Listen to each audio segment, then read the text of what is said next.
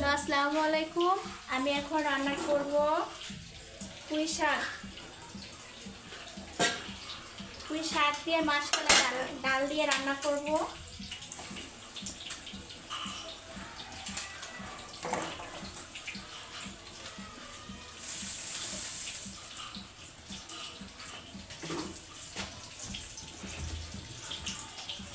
পরিমাণ মতো কাঁচা মরিচ,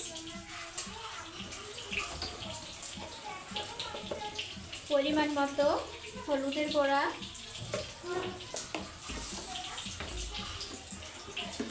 পরিমাণ মতো লবণ,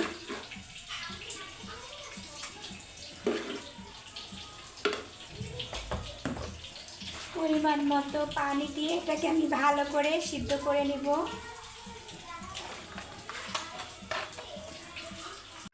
আমার পুঁই শাক সিদ্ধ হয়ে গেছে, এবার আমি তেল দিয়ে দিব।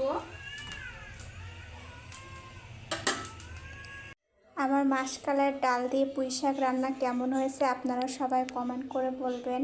আমার চ্যানেলকে বেশি করে লাইক, কমেন্ট, শেয়ার করবেন।